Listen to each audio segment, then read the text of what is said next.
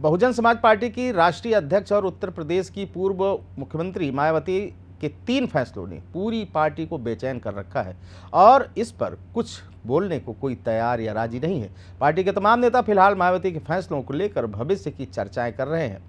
4 दिन के भीतर बसपा चीफ ने तीसरा सबसे बड़ा ऐलान किया है। न सिर्फ बसपा बल्कि यूपी की सियासत में मायावती ने रविवार 16 फरवरी को अपने फैसले से हलचल मचा दी है।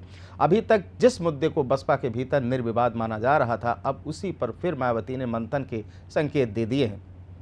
साल 2019 के लोकसभा चुनाव के बाद से ही यह कयास लगाए जा रहे थे कि मायावती के भतीजे आकाश आनंद ही उनके उत्तराधिकारी होंगे।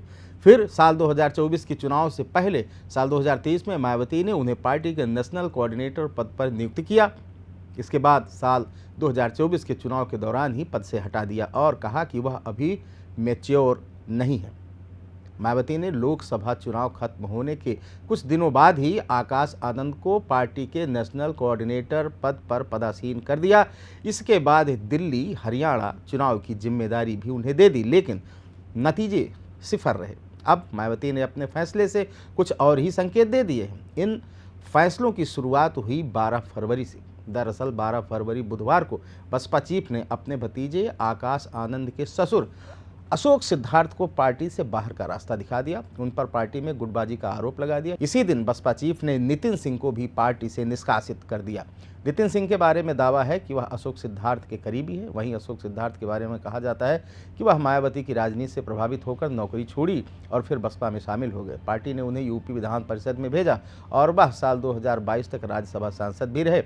उनकी पत्नी बसपा सरकार में राज्य महिला आयोग की अध्यक्ष भी थी। अब 16 फरवरी को बसपा चीफ ने अपने उत्तराधिकार को लेकर बड़ा ऐलान किया है। अब तक माना जा रहा था कि बसपा के राष्ट्रीय समन्वयक आकाश आनंद ही उनके उत्तराधिकारी होंगे। हालांकि रविवार को बसपा चीफ ने सोशल मीडिया साइट एक्स पर सिलसिलेवार 5 पोस्ट किए। इनका कुल जमा अर्थ यह निकाला जा रहा है कि आकाश आनंद को लेकर भी बहन जी अभी आश्वस्त नहीं है। अब तक जिन आकाश आनंद को बसपा चीफ का सक्सेसर या उत्तराधिकारी माना जा रहा था, वह अब नहीं रहा। बसपा चीफ ने अपने पोस्ट में स्पष्ट लिखा कि मान्यवर कांसीराम की तरह मेरे जीते जी पार्टी व मूवमेंट का कोई भी वास्तविक उत्तराधिकारी तभी जब वह भी कांसीराम के अंतिम सांस तक उनकी शिष्या की तरह पार्टी व मूवमेंट को हर दुख तकलीफ उठाकर उसे आगे बढ़ाने में जी जान से लगातार लगा रहे।